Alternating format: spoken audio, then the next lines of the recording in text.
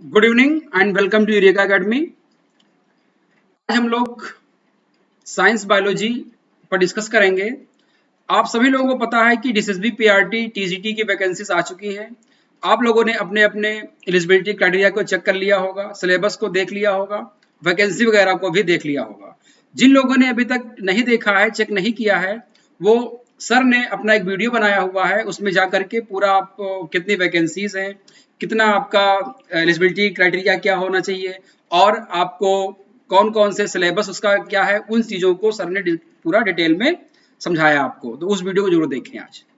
आज हम लोग साइंस बायोलॉजी सेगमेंट को समझने की कोशिश करेंगे कि डीएसएसबी टीजीटी में साइंस सेगमेंट से क्वेश्चंस कैसे आते हैं, सिलेबस उसका क्या है, उसको डिकोड करेंगे। तो आज का जो हमारा ये सेगमेंट होगा, इसमें दो चीजें होंगी।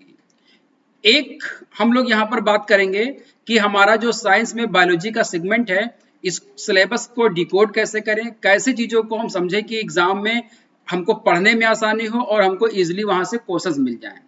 और दूसरी चीज हम लोग इसी सेशन में डिस्कस करेंगे, एक इम्पॉर्टेंट टॉपिक होगा, उसको हम लोग समझने का प्रयास करेंगे।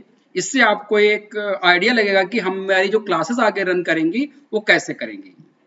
तो आइए हम लोग स्टार्ट करते हैं आज का सेगमेंट।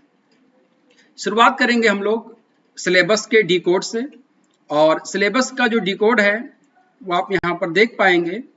बायोलॉजी में आप सभी को पता है कि बायोलॉजी के जो सिलेबस है, इसमें से अधिकतर जो क्वेश्चंस आपके होते हैं, आपको पता है कि ये क्लास 6 से लेकर के 10 तक के आते हैं।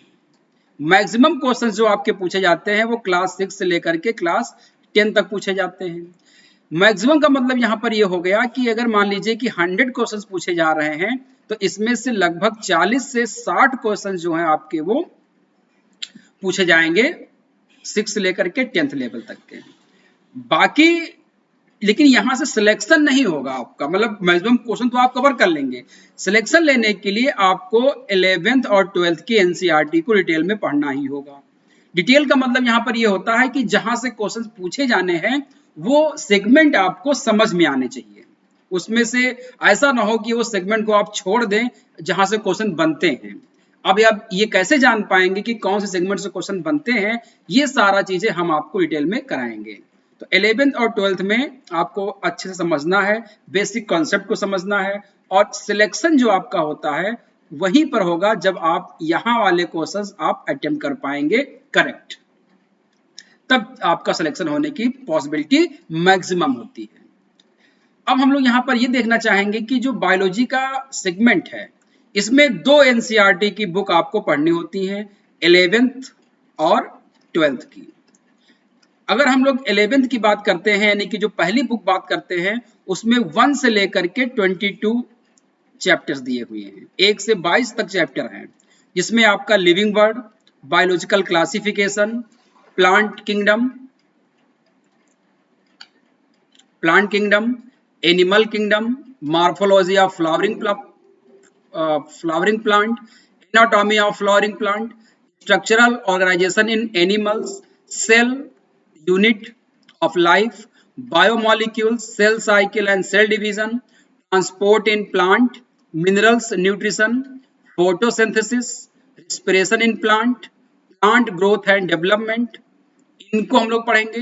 Digestion and absorption, breathing and gases exchange, body fluid and circulation, excretory products and there elimination, locomotion and movements, natural select control and coordination, neural control and coordination, and chemical coordination and regulation.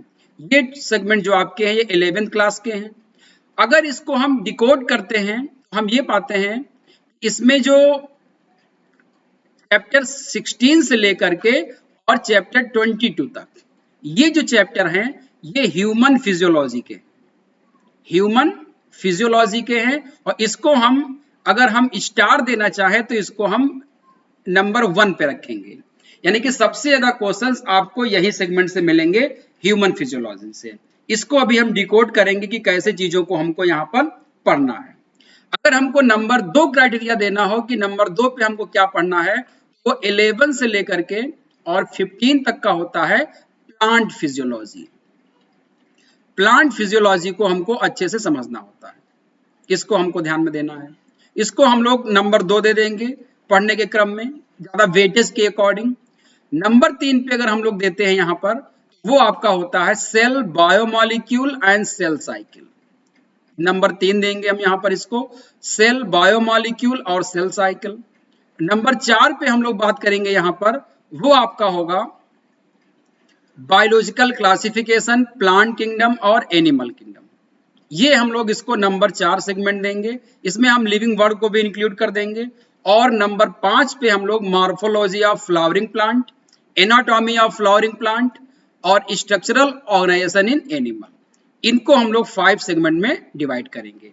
तो पहली priority हमारी रहेगी human physiology की, दूसरी priority हमारी रहेगी plant physiology की, तीसरी हमारी सेल बायोलॉजी की रहेगी, चौथे पे हम लोग बायोलॉजिकल क्लासिफिकेशन, प्लांट किंगडम और एनिमल किंगडम पर आएंगे, और 5th सेगमेंट पे हम लोग morphology of flowering plant, anatomy और मॉर्फोलॉजी के अलावा जो है वो एनिमल ऑर्गेनिज्म का स्ट्रक्चर की हम लोग बात करेंगे।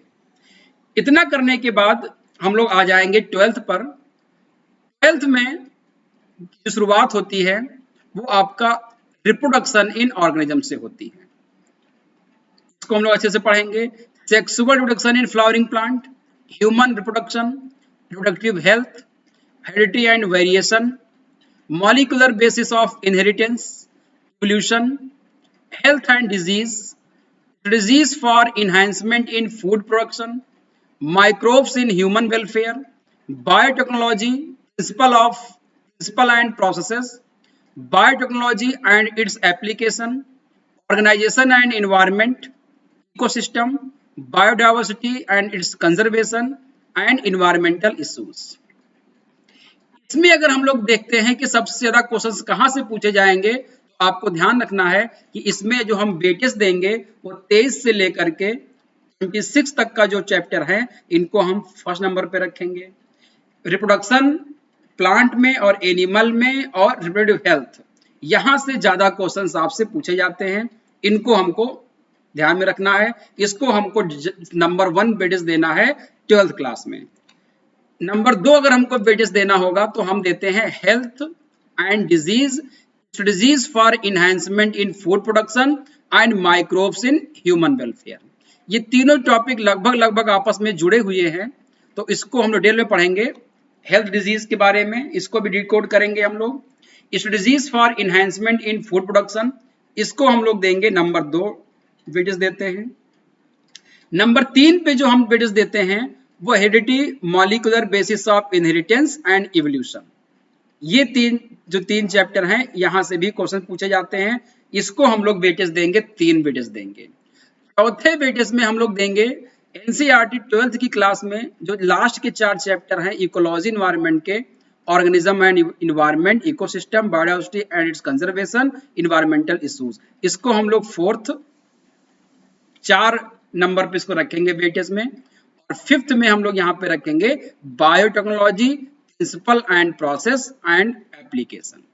इस तरह से हम देखेंगे तो हम पूरा का पूरा सिलेबस इस वेटेज के अकॉर्डिंग पढ़ने का प्रयास करेंगे। इस तरह से अगर हम लोग पढ़ते हैं तो हम ये पाते हैं कि हमको चीजें भी समझ में आती हैं और क्वेश्चंस, नंबर ऑफ क्वेश्चंस हमारे एग्जाम में हमको ज्यादा मिलेंगे। ये हमारा क्राइटेरिया रहेगा, ये हमारा हायरार्की रहेगी। वेटेज के अकॉर्डिंग हम सिलेबस को आगे डिकोड करने का काम करेंगे। अब अगर हम सिलेबस को डिकोड करने की बात करते हैं कि हमारा जो पढ़ाने का जो प्रोसेस होगा, उसको हम लोग कैसे कैसे चीजों को हम लोग समझ सकते हैं, उसको हम लोग यहाँ पर देखने का प्रयास करेंगे।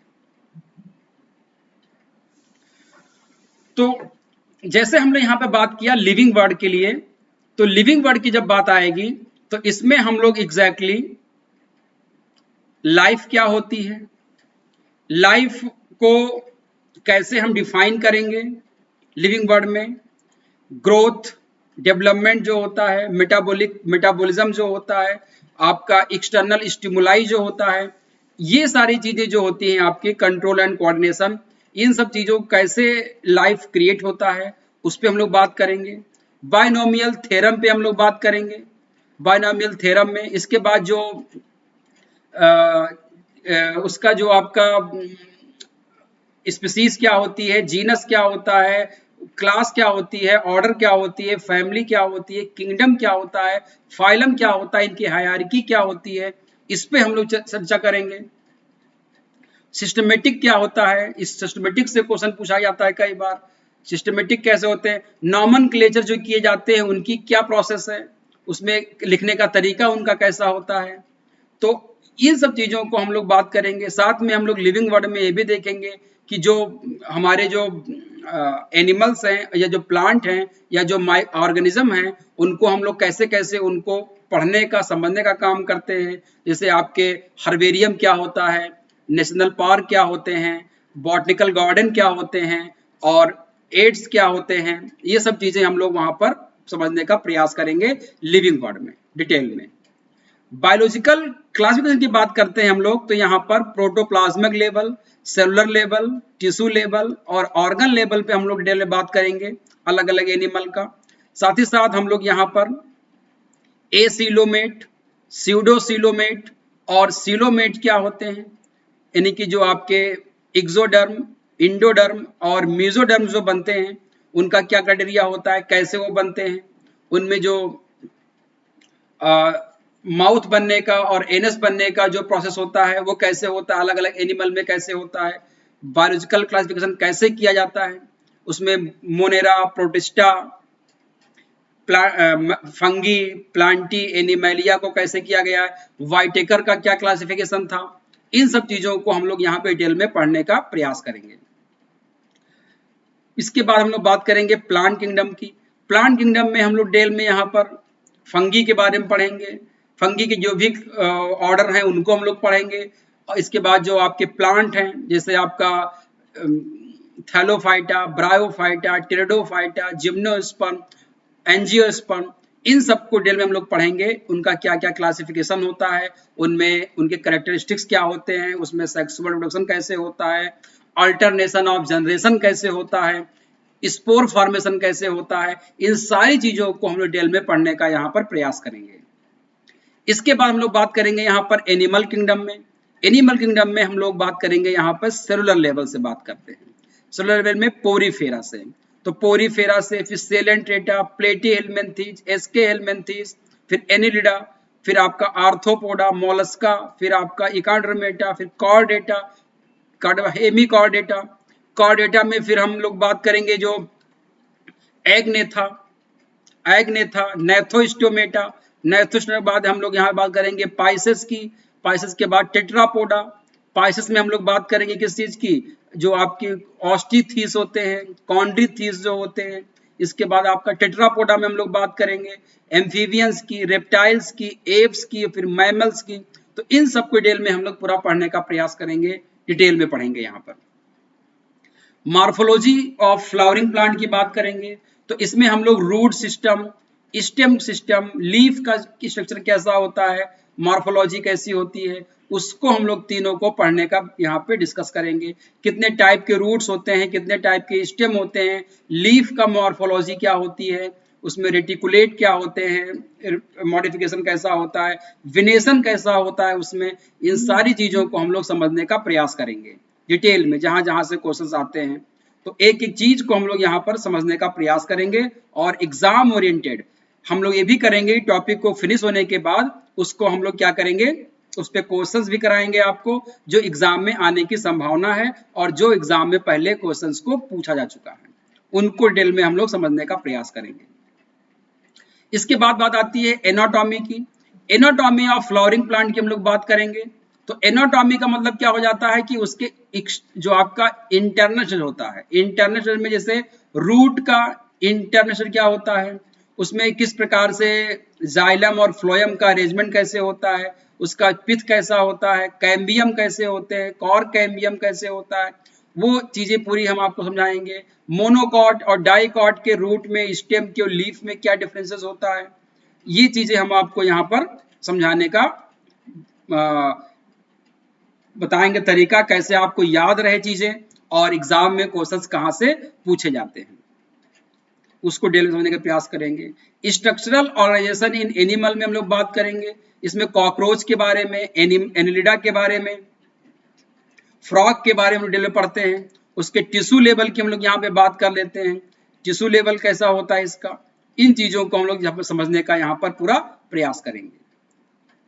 सेल यूनिट ऑफ लाइफ, इसमें जो क्वेश्चंस आपसे पूछे जाते हैं सेल में, तो मेनली आपका सेल वॉल का स्ट्रक्चर आपसे पूछा जाएगा, सेल वॉल का प्लांट में, बैक्टीरिया में, फंगी में सेल वॉल में डिफरेंसेस क्या होते हैं, gram positive gram negative bacteria के सेल वॉल में क्या डिफरेंसेस होते हैं, प्लांट में जो सेल वॉल होते हैं वो उनका क्या, कौन कौन से primary cell wall, secondary cell wall क्या होती है, पेक्टिन क्या होता है, इस तरह की चीजें आपसे यहाँ पर केमिकली किनका होता है कॉम्बिनेशन, ये सब वहां पे आपसे डिटेल में पूछी जाएंगी।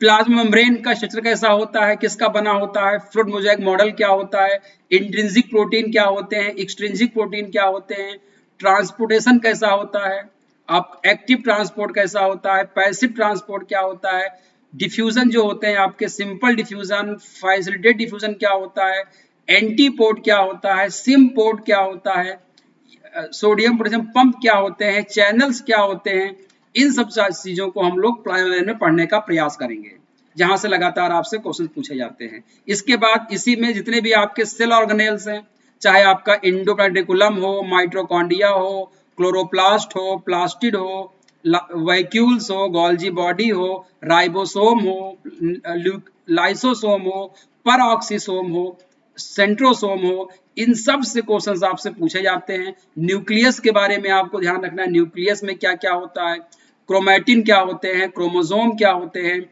डीएनए आरएनए का स्ट्रक्चर कैसा होता है, जेनेटिक मटेरियल क्या होते हैं, कहाँ पाए जाते हैं, कैसे बनते हैं, प्रोटीन की सिंथेसिस कहाँ पे होती है, इन सारी चीजों को आपको यहाँ पर समझने का प्रयास करना होगा।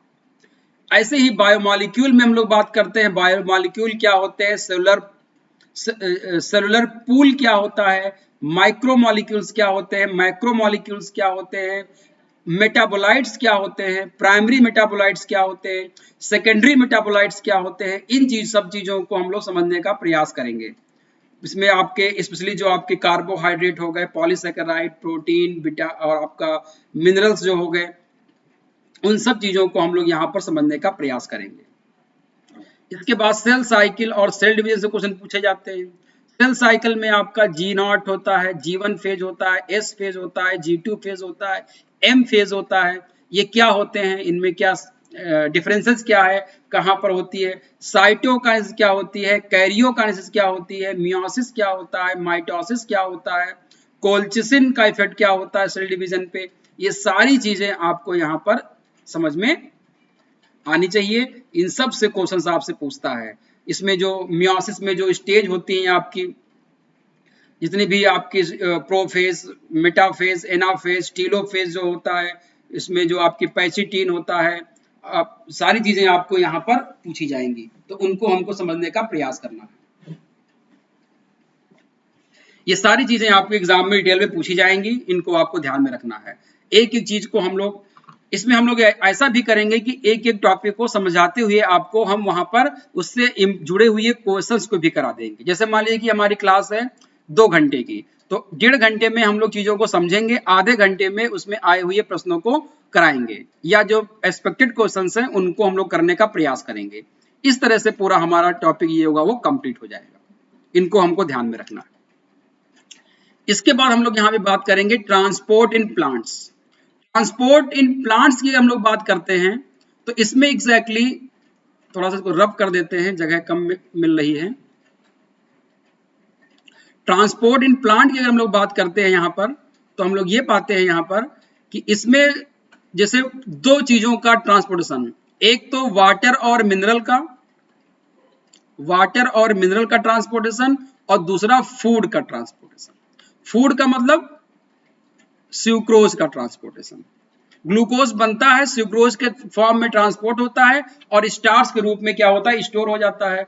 तो वाटर और मिनरल का जाइलम करता है, फूड का कौन करता है, फ्लोएम करता है। जाइलम में एग्जैक्टली जो होंगे उसमें आपके ट्राइकीड्स होंगे, वेसिकल्स होंगे, जाइलम पैरेन्काइमा होगा, जाइलम फाइबर होंगे। ऐसे ही फ्लोएम में आपका जो आपका सीप ट्यूब होगा, कैंपेनियन सेल होंगे, फ्लोएम पैरेन्काइमा होगा और फ्लोएम फाइबर होंगे। ये सारे क्या इनकी इंपॉर्टेंस होती है, इनका स्ट्रक्चर कैसा होता है, ये कैसे काम करते हैं, इन चीजों को हम लोग समझने का पूरा प्रयास करेंगे। इसके बाद मिनरल न्यूट्रिशन की हम लोग बात करेंगे। मिनरल न्यूट्रिशन में हम लोग एग्जैक्टली बात करेंगे प्लांट में कौन कौन से मिनरल्स की रिक्वायरमेंट होती है, माइक्रो मिनरल्स कौन से होते हैं, माइक्रो मिनरल्स कौन से होते हैं, इनका सॉल्ट के फॉर्म में, किस सॉल्ट के फॉर्म में ये पाए जाते हैं, इनकी इफिशियंसी और डिफिशियंसी से डिजीज क्या हो सकती है प्लांट में, नेक्रोसिस क्या होता है, क्लोरोसिस क्या होता है, इन तरह की चीजों को हम लोग समझने का प्रयास करेंगे। साथ ही साथ इसमें नाइट्रोजन फिक्सेशन की हम लोग डिटेल में बात करेंगे कि नाइट्रोजन फिक्सेशन करने के लिए कौन कौन से मिनरल की रिक्वायरमेंट होती है, कैसे होते हैं, कौन कौन से बैक्टीरिया इसमें इन्वॉल्व होते हैं, इन चीजों को हम लोग डिटेल में समझने का प्रयास करेंगे। यहाँ पर एक एक चीज को हम लोग यहाँ पर समझने का प्रयास करेंगे, इसको हमको समझना है। इसमें हम लोग जब क्लास में आएंगे तो आपको चीजें समझ में आएंगी कैसे हमको चीजों को करना है। इसके बाद हम लोग बात करेंगे यहाँ पर फोटोसिंथेसिस की। तो एग्जैक्टली फोटोसिंथेसिस की जब हम लोग बात करते हैं तो ये सब लोग सबने पढ़ रखा होता है, लेकिन स्पेशली हम लोग जो बात करेंगे वो फोटो सिस्टम 1 और फोटो सिस्टम 2 में क्या डिफरेंस होता है, जेड स्कीम क्या होती है, इस पे हम लोग चर्चा करेंगे। जेड स्कीम क्या होती है, इसमें जो इलेक्ट्रॉन ट्रांसपोर्टर होते हैं, इलेक्ट्रॉन कैरियर्स को हम लोग कहते हैं, वो कैसे काम करते हैं उसकी हम लोग बात करेंगे। और केल्विन साइकिल जो होती है वो कैसे काम करती है, उसमें ग्लूकोज का निर्माण कैसे होता है, पूरा ये चीजें हम लोग यहाँ पर एक एक स्टेप बाय स्टेप समझने का प्रयास करेंगे। और फोटोसिंथेसिस को प्रभावित करने वाले कारक कौन कौन से होते हैं, टेम्परेचर हो गया, CO2 हो गया, ऑक्सीजन हो गया, है ना, ह्यूमिडिटी हो गई, कैसे अफेक्टेड करते हैं, इन चीजों को हम लोग यहाँ पर समझने का प्रयास करेंगे। ऐसे ही हम लोग रिस्पिरेशन डिटेल में बात करेंगे। रिस्पिरेशन में भी बहुत डिटेल में आप लोग पहले से पढ़ चुके हो और जनरली पढ़ते रहते हो। हम लोग क्वेश्चंस करेंगे, वो वहां से उठाएंगे टॉपिक को जहां से क्वेश्चंस पूछे जाते हैं। जैसे रिस्पिरेशन में माइटोकॉन्ड्रिया का जो इनर वॉल होती है उसका स्ट्रक्चर कैसा होता है, ऑक्सीसोम का स्ट्रक्चर कैसे होता है, इलेक्ट्रॉन ट्रांसपोर्ट सिस्टम में जो इलेक्ट्रॉन कैरियर्स होते हैं वो कौन कौन से होते हैं, उनका सीक्वेंस कैसा होता है, उसमें कौन कौन से एंजाइम्स होते हैं, यहां से क्वेश्चन आप डिटेल में पूछे जाते हैं। इनको हम लोग डिटेल में समझने का प्रयास करेंगे जो आपके एग्जाम्स में प्रॉपरली उस वे में पूछने का प्रयास करते हैं। हम लोग बात करते हैं यहाँ पर प्लांट ग्रोथ एंड डेवलपमेंट की। प्लांट ग्रोथ और डेवलपमेंट की हम लोग बात करते हैं तो यहाँ पर ये देखने को मिला है कि यहाँ पर एग्जैक्टली जो मैक्सिमम क्वेश्चन पूछे गए हैं वो फाइटो हार्मोन से पूछे जाते हैं, या फाइटो हार्मोन्स होते हैं। प्लांट हार्मोन्स जो होते हैं ऑक्सिन से,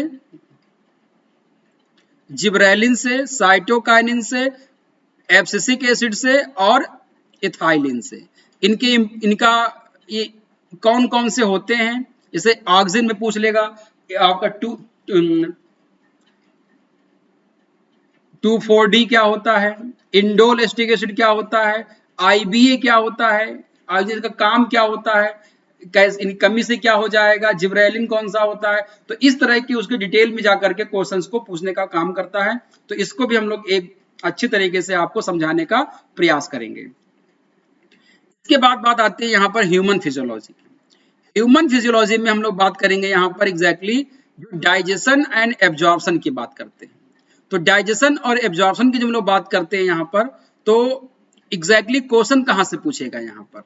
डाइजेशन में एक तो आपका टीथ से क्वेश्चन बन सकता है, सलाइवरी ग्लैंड से क्वेश्चन बन सकता है, स्टमक से क्वेश्चन बनता है, स्टमक से जैसे HCl सिक्रीट होता है, पेप्सिन सिक्रीट होता है। तो एंजाइम से क्वेश्चन यहाँ से आपसे पूछे जाएंगे, एंजाइम कौन कौन से होते हैं उस पर डिस्कस हम लोग करेंगे। इसी के साथ साथ हम लोग जो एलिमेंट्री कैनाल होती है उनका अलग अलग फंक्शन क्या होता है, यहाँ से क्वेश्चन पूछ लिए जाते हैं। डाइजेशन की प्रोसेस क्या होती है, कितने स्टेप में पूरा होता है डाइजेशन, एब्जॉर्प्शन में कैसे हेल्प होता है, लार्ज इंटेस्टाइन का क्या रोल होता है, बाइल जूस हो गया, बाइल जूस, पैंक्रियाटिक जूस और HCl, इनके फंक्शन क्या होते हैं, ये कहाँ से निकलते हैं, इनका काम क्या होता है, लिवर, पैंक्रियाज और गॉल ब्लैडर, ये जो ग्लैंड होती हैं इनका क्या रोल होता है, ये सारी चीजें आपको डिटेल में समझनी है डाइजेशन में। और साथ में डाइजेशन में जो एलिमेंट्री कैनाल की जो वॉल होती है, सिरोसा होती है ना, आउटर जो एकदम लेयर होती है उसका म्यूकोसा होती है, सेम म्यूकोसा होती है, इस तरह से उसकी जो लेयर होती है उनके बारे में क्वेश्चन आपसे डिटेल में पूछा जाता है, उनको हमको ध्यान में रखना है। तो ये डिटेल में हमको पूरा डायग्रेशन पढ़ना है, विद डायग्राम पढ़ना है, उसमें कहाँ कहाँ से क्वेश्चन बन सकते हैं वो हम लोग पूरा समझने का प्रयास करेंगे। इसके बाद बात आती है यहाँ पर ब्रीदिंग और गैसेस एक्सचेंज की। तो जब हम लोग बात करते हैं यहाँ पर ब्रीदिंग और गैसेस एक्सचेंज की, तो एग्जैक्टली क्वेश्चन यहाँ से कहाँ से बन सकता है जो हमको पढ़ना होता है। तो एक तो ह्यूमन बॉडी में जो रिस्पिरेटरी ट्रैक्ट होता है, रिस्पिरेटरी ट्रैक्ट जो होगा यहां से क्वेश्चन आएगा, जैसे नॉस्ट्रिल, ट्रैकिया, वोकल कॉर्ड क्या होता है, वोकल कॉर्ड कैसा, लैरिंग्स, इपिग्लॉटिस, इसके बाद ब्रोंकाई, ब्रोंकियोल्स, लंग्स, और लंग्स के बाद एल्वुलाई। तो ये सारी चीजें आपको डिटेल पढ़नी है, इनके स्पेशली लंग्स और एल्वुलाई के बारे में हमको समझना है। गैसियस एक्सचेंज के बारे में हम लोग ऑक्सीजन और CO2 को जो ट्रांसपोर्टेशन होता है, हीमोग्लोबिन कैसे ट्रांसपोर्ट करता है उसको डिटेल में हमको पढ़ना है। कैसे क्लोराइड शिफ्ट कैसे काम करता है, गैसों का कैसे एक्सचेंज होता है, कैसे वो ट्रांसपोर्ट होते हैं, हीमोग्लोबिन का जो सैचुरेशन कर्व होती है वो किस पे डिपेंड करती है, शिफ्ट कब होता है, पीएच का रोल क्या होता है, CO2 का रोल क्या होता है, O2 का रोल क्या होता है, और टेम्परेचर का क्या रोल होता है, इन सब चीजों को यहाँ पे ध्यान में रखना होता है। पहाड़ों पे जाने पर ब्रीदिंग में क्या दिक्कत आती है, RBC में क्या चेंजेस आ जाते हैं, ये सारी चीजें हम लोग ब्रीदिंग और गैस एक्सचेंज में पढ़ते हैं। इनहेलेशन क्या होता है, डायाफ्राम का क्या रोल होता है इनहेलेशन एक्सहेलेशन में, ये सारी चीजें हम लोग यहाँ पर पढ़ने का प्रयास करते हैं और यहाँ से लगातार क्वेश्चंस भी आपसे पूछे जाते हैं। तो एक एक चीज को जब हम लोग समझेंगे वहां पर, तब चीजें आपको यहाँ पर समझ में आएंगी। अभी हम लोग इसको डिकोड कर रहे हैं कि क्या क्या चीजें हमको कैसे समझ पढ़नी है, उनकी हायरार्की क्या होगी, इस पे हम लोग इसमें आप बात करें। इसके बाद बॉडी फ्लूइड एंड सर्कुलेशन की बात करेंगे। तो बॉडी फ्लूइड में एग्जैक्टली हम लोग दो चीजों को पढ़ते हैं। एक तो हम लोग ब्लड के बारे में पढ़ते हैं, ब्लड क्या होता है, उसका कॉम्पोजिशन क्या होता है, उसमें प्लाज्मा क्या होता है, और फॉर्म सेल्स क्या होती हैं।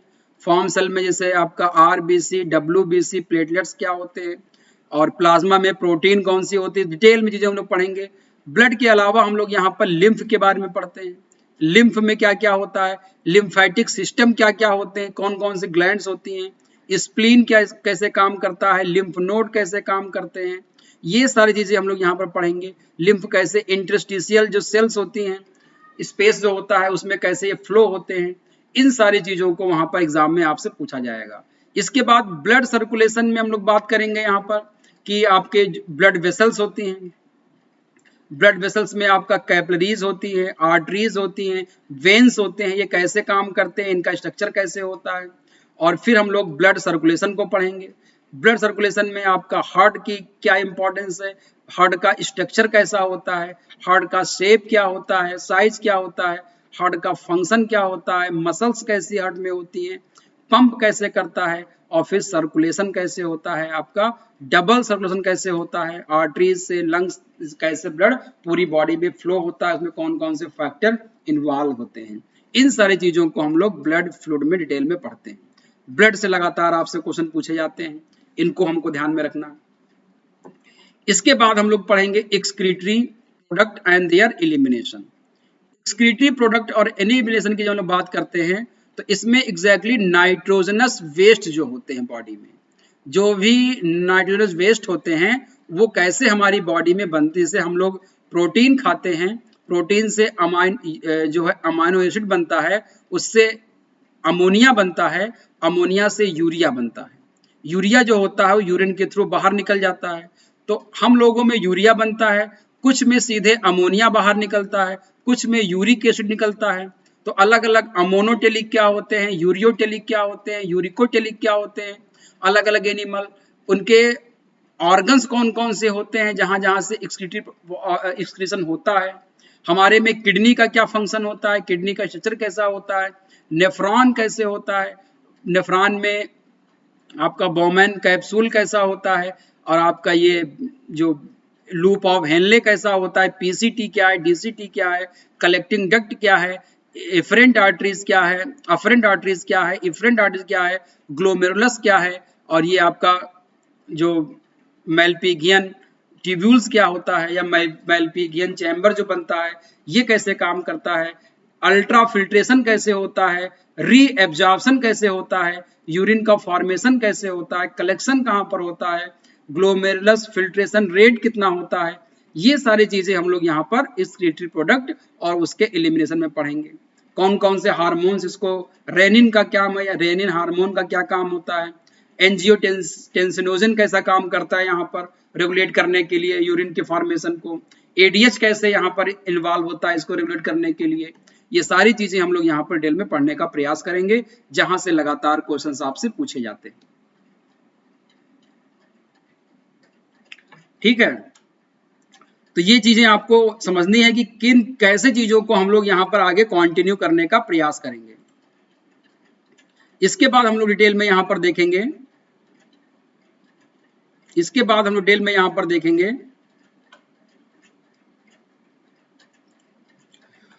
Locomotion and movement. तो लोकोमोशन और मूवमेंट की जब बात आती है तो यहाँ पर हम लोगों को एक तो मसल्स के बारे में पढ़ना होता है, मांसपेशियों के बारे में, और दूसरा हमारा बोन्स के बारे में यानी कि हड्डियों के बारे में पढ़ना होता है। तो मसल्स में किस प्रकार से मस्कुलर कॉन्ट्रैक्शंस होता है, एक्टिन मायोसिन क्या होते हैं, और आपका यहाँ पर मायोग्लोबिन्स क्या होती है, कैसे काम करती हैं वो मसल्स, कैसे काम करते हैं, कैल्शियम कैसे यहाँ पर काम करता है, कैसे मसल्स में मूवमेंट होता है, बोन्स कितनी होती हैं, बोन्स में आपका जो एक्सियल स्केलेटन कौन कौन से होते हैं, अपेंडिकुलर कितने होते हैं, हेड में कितने बोन्स होती हैं, ज्वाइंट्स कितने होते हैं, ज्वाइंट्स कितने प्रकार के होते हैं, ये सब, साइनोवियल फ्लूइड क्या होता है, साइनोवियल ज्वाइंट क्या होता है, हाइवर्सियन कैनाल क्या होते हैं, ये सारी चीजें आपके एग्जाम में यहाँ पर लोकोमोटर और मूवमेंट में पूछी जाती है, इनको हमको ध्यान में रखना है। ठीक है, तो ये सारी चीजें आपको याद करनी है, समझनी है अच्छे से। अगर आपने इस लेवल की तैयारी कर ली तो समझ लीजिए कि आपके एक भी क्वेश्चन यहाँ से मिस नहीं होंगे, ये आपको ध्यान में रखना है, एक भी क्वेश्चन आपके यहाँ से मिस नहीं होने। इसके बाद बात आती है यहाँ पर न्यूरल कंट्रोल एंड कोऑर्डिनेशन की।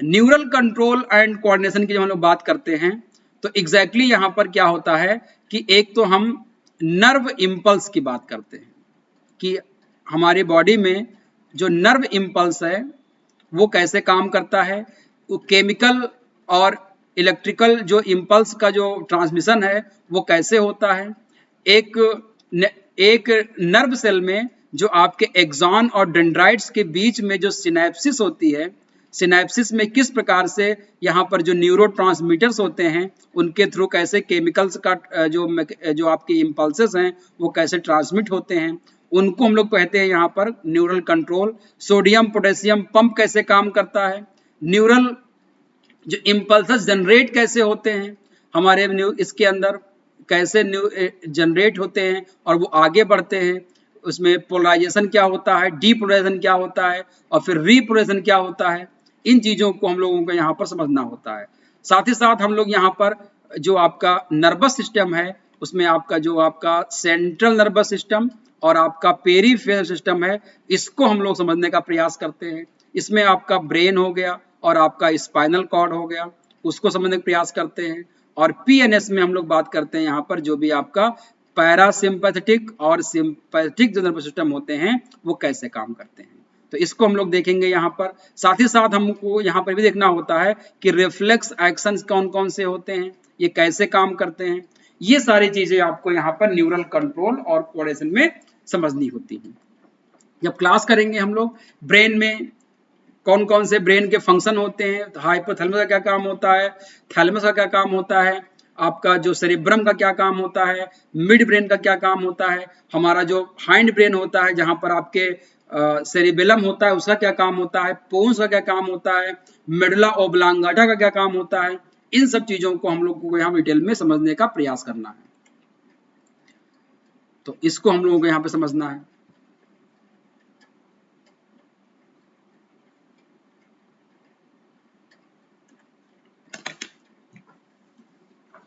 ठीक है,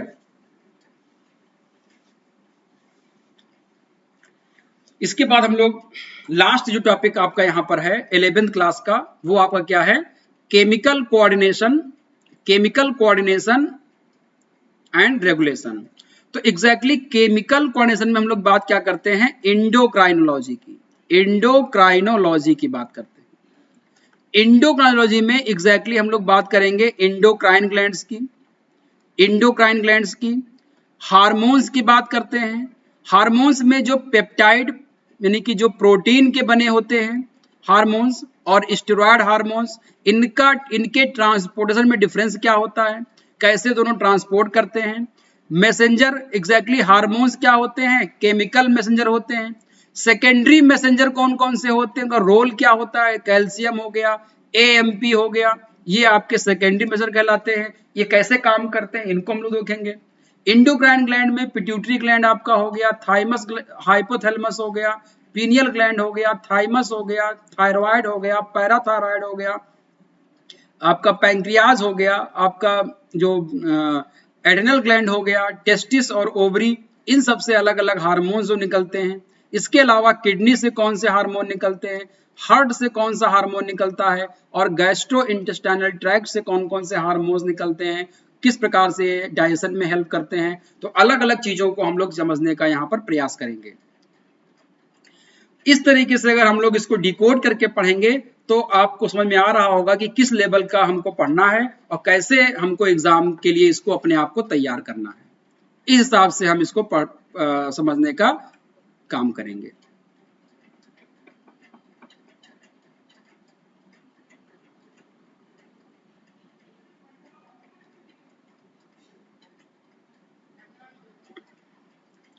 ठीक है, अब हम लोग यहां पे देखिए जरा, अब हम लोग 12th क्लास की बात करते हैं।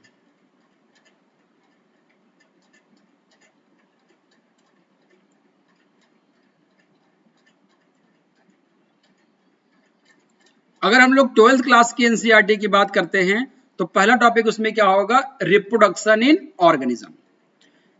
रिप्रोडक्शन इन ऑर्गेनिज्म में हम लोग ये बात करते हैं कि कोई भी इंसान, कोई भी जीव अगर होता है, अगर वो जन्म लेता है और उसकी डेथ होती है, इसके बीच में वो क्या होता है, उसमें एक स्टेज ऐसी आती है जो उसको हम लोग रिप्रोडक्टिव स्टेज कहते हैं। तो ये जो रिप्रोडक्टिव स्टेज होती है वो अलग अलग होती है। इसको जिवनाइल स्टेज भी कह देते हैं, जिवनाइल स्टेज भी कह सकते हैं, और इसको हम लोग क्या कह देते हैं, रिप्रोडक्टिव स्टेज भी कह देते हैं। तो प्लांट वगैरह में उसको हम लोग क्या कहेंगे, रिप्रोडक्टिव स्टेज कह देंगे। एनिमल में उसको हम लोग जिवनाइल स्टेज कह देते हैं। तो अलग अलग एनिमल में ये एज अलग अलग होती है। प्लांट में ये जन्म से लेकर के बर्थ तक, जन्म के कुछ सालों के बाद से लेकर के जन्म तक ये बनी रहती है। उसमें क्या करते हैं, अपने आप को रिप्रोड्यूस करने का काम करते हैं। तो अलग अलग प्रकार से प्लांट होते हैं, मोनोसियस होते हैं, डायोसियस होते हैं। उनमें डिफरेंसेस क्या होते हैं, मोनोसियस प्लांट क्या होते हैं, डायोसियस प्लांट क्या होते हैं, यूनिसेक्सुअल क्या होते हैं, बाइसेक्सुअल क्या होते हैं। एनिमल की बात करें तो हर्माफ्रोडाइट्स क्या होते हैं। इस तरह से चीजें हम पहले समझने की कोशिश करेंगे। और बाइनियल क्या होते हैं, एनुअल प्लांट क्या होते हैं, बाइन्युअल प्लांट्स क्या होते हैं। तो इन चीजों को, और जो पेरिनियल प्लांट्स क्या होते हैं, इन चीजों को हम लोग पूरा समझने का प्रयास करेंगे। एग्जाम में लगातार यहाँ से क्वेश्चन आपसे पूछे जाते हैं। टाइप ऑफ थोड़ी सी बात करेंगे हम लोग। इसमें आपका एसेक्सुअल होता है, सेक्सुअल होता है, वेजिटेटिव प्रोपागेशन होता है, प्लांट वगैरह में जो होते हैं वेजिटेटिव प्रोपागेशन होता है, वो कैसे होता है, कितने टाइप से होता है, इन सबको डिटेल में हम लोग पढ़ने का प्रयास करेंगे। Sexual duration in flowering plant में हम लोग बात करेंगे। तो स्पेशली प्लांट में एंड्रोसियम का पूरा स्ट्रक्चर, गायनोसियम का पूरा स्ट्रक्चर, इसमें किस प्रकार से आपका गायमीटोजेनेसिस होता है, गायमीट कैसे बनते हैं, और एंथर कैसे बनते हैं, इसमें पॉलन ग्रेन कैसे बनते हैं, इसमें ओवम ओजेनेसिस कैसे होता है, इसको डिटेल बात करेंगे। एंथर कैसे में पॉलन ग्रेन कैसे बनते हैं, फिर पॉलिनेशन कैसे होता है, उसके बाद फर्टिलाइजेशन कैसे होता है, उसमें जो आपका एग बनता है उसमें आपका जो सिनगैमी कहते हैं, इसको सिनगैमी जो होती है वो कैसे होती है, उसकी हम लोग यहाँ पे बात करेंगे। इसके बाद आप देखेंगे वहां पर माइक्रोपाइल रीजन क्या होता है, चलाजल क्या होता है, आपका सिनर्जिड्स क्या होते हैं, न्यूक्लियस क्या होता है, इन सब चीजों से एग्जाम में क्वेश्चन पूछा जाता है। तो इनको डिटेल हम लोग पढ़ना है। इसके अंदर कौन कौन कितने सेल्स होते हैं, 7 सेल स्टेज होती है, 1 सिंगल 7 न्यूक्लियस है ना, और 8 स्टेज सेल होती है, डिटेल में क्वेश्चन पूछा जाता है इसको। तो इसको हम डिटेल पढ़ेंगे। डबल फर्टिलाइजेशन कैसे होता है उसको हम लोग देखेंगे। फिर कैसे कैसे उससे सीड बनता है, सीड के बाद फिर कैसे उस जर्मिनेशन होता है।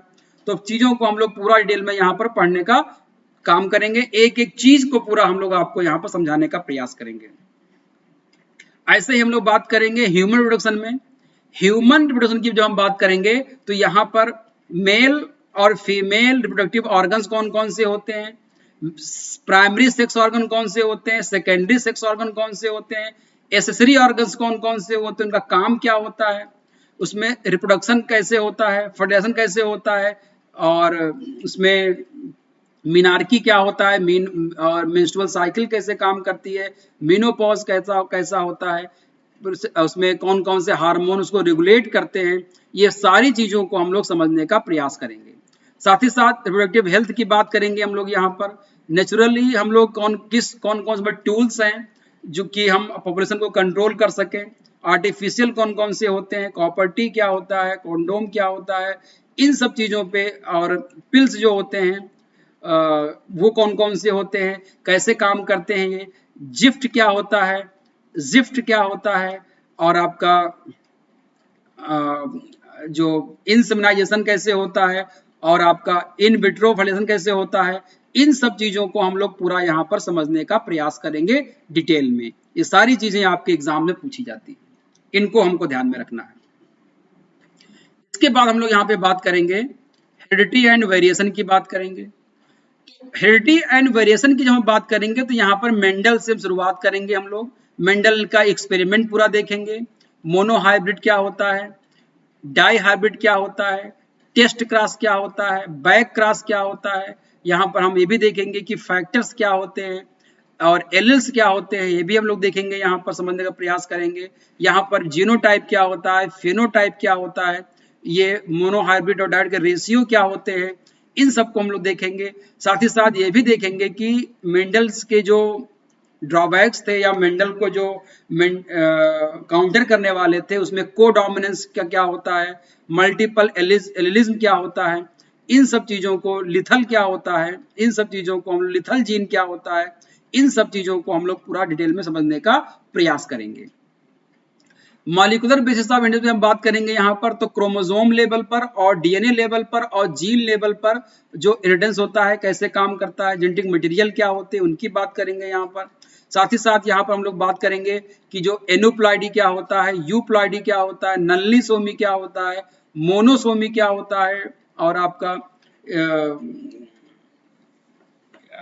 इन चीजों को, फ्रेम शिफ्ट म्यूटेशन क्या होता है, पॉइंट म्यूटेशन क्या होता है, इन सब चीजों को हम लोग समझने का यहाँ पर डिटेल में प्रयास करेंगे। यहां से भी लगातार आपसे क्वेश्चंस पूछे जाते हैं, इनको हमको ध्यान में रखना है।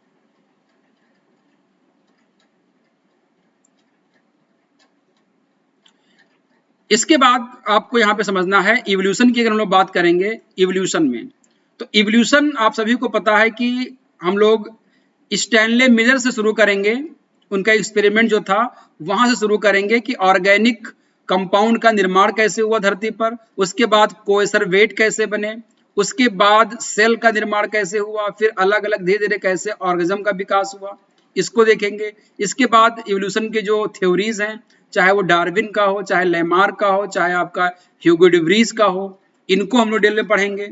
इवोल्यूशन के जो एविडेंसेस हैं, जैसे आपका होमोलॉगस ऑर्गन हो गए, आपके जो एनालॉगस ऑर्गन क्या हो गए, उनके बारे में चर्चा करेंगे हम लोग। उसमें हम लोग कुछ जो है फॉसिल को भी हम देखेंगे, फॉसिल का से हम लोग जान पाएंगे इवोल्यूशन कैसे हुआ था। ऑर्गेनिक जो कार्बन डेटिंग से हम देख पाएंगे, और फिर जेनेटिक लेवल पर जाकर के हम लोग वहां पर सेलुलर मॉलिक्यूलर लेवल पर जाकर के हम इवोल्यूशन को देखने का प्रयास करेंगे कि किस प्रकार से वहां पर इवोल्यूशन हुआ था। तो उसको हम लोग जो फाइलोजेनेटिक ट्री के बारे में हम लोग बात करेंगे कि फाइलोजेनेटिक ट्री से समझ पाएंगे कैसे कैसे चीजें बनती हैं। फाइलोजेनेटिक ट्री के बारे में भी क्वेश्चन पूछ लेता है, तो इन पे डिटेल में जाकर के हम लोगों को अध्ययन करना है और समझना है, तब जाकर के हमारा पूरा ये सिलेबस तैयार होगा। इसमें हमको बहुत ज्यादा डिटेल में तो समझाने की बात तो करेंगे, लेकिन एग्जाम ओरिएंटेड ज्यादा कोशिश करेंगे हम कि उन पॉइंट्स को आपके सामने रखें जहां से क्वेश्चन आने की ज्यादा उम्मीद हो, क्योंकि चीजों को डिटेल में पढ़ाने से समय ज्यादा लगेगा। हमारी कोशिश ये रहेगी कि उन पॉइंट्स को निकाल के लाया जाए आपके सामने जहां से एग्जाम में क्वेश्चन पूछे जाते हैं और वो इजिली आपको समझ में नहीं आते हैं, उसको आसान किया जाए आपको समझाने के लिए। हेल्थ और डिजीज इस समय का सबसे बड़ा टॉपिक है। उसमें हम लोग स्पेशली हेल्थ क्या होता है, डिजीज क्या होती है, इस पे चर्चा करेंगे हम लोग।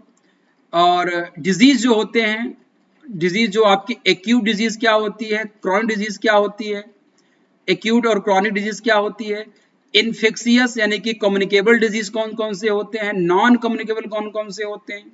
नॉन कम्युनिकेबल में जो क्वेश्चन आता है वो आप ध्यान रखिएगा, एक तो कैंसर से क्वेश्चन पूछा जाएगा आपसे, कैंसर। दूसरा आपका एड्स से क्वेश्चन पूछा जाएगा। ये दो आपके लिए इंपॉर्टेंट है। और हमको डायबिटीज भी पढ़ लेना इसके बारे में।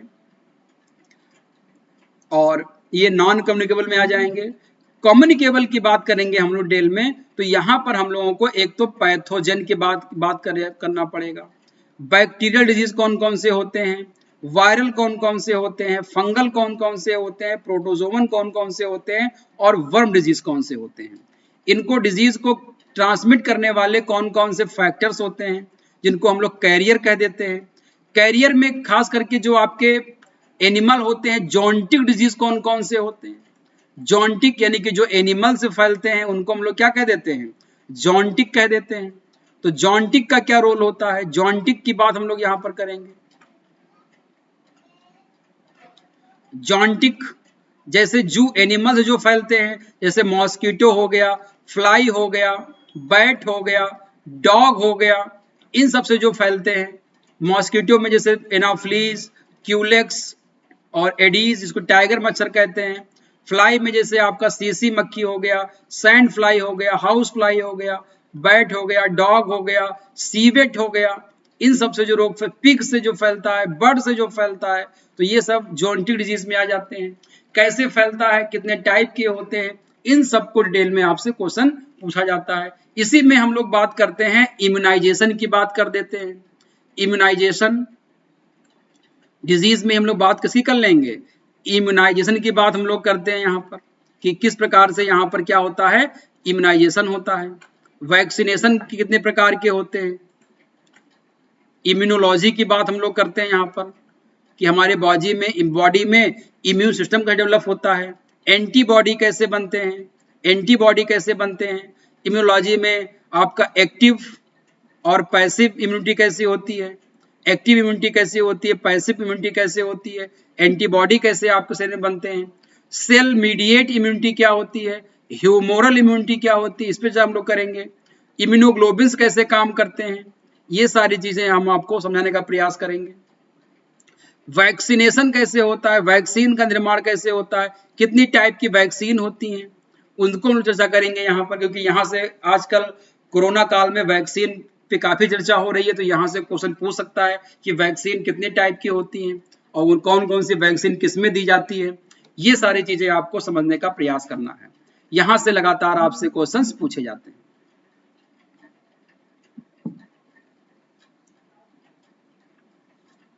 अब बात आती है यहाँ पर जो हमको समझना है, वो ये है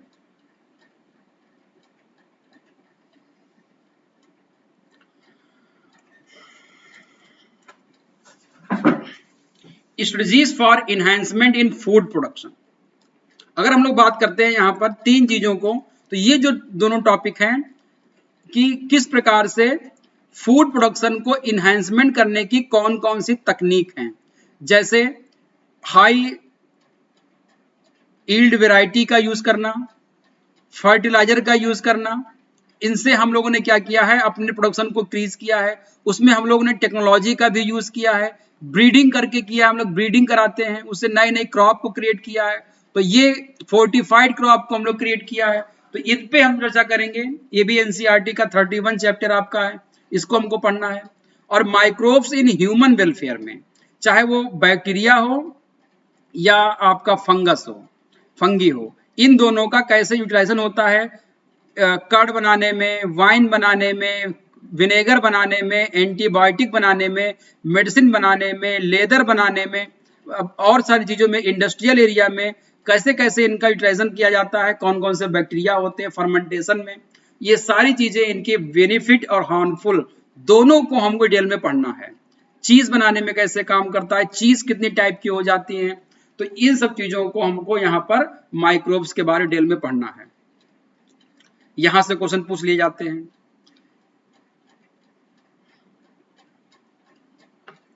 इसके बाद हम लोग बायोटेक्नोलॉजी पर भी फोकस करेंगे। इसमें आपको सिंपल पॉइंट टू पॉइंट समझाने का प्रयास हम लोग करेंगे, बहुत ज़्यादा डिटेल में यहाँ पे जाने की जरूरत नहीं है।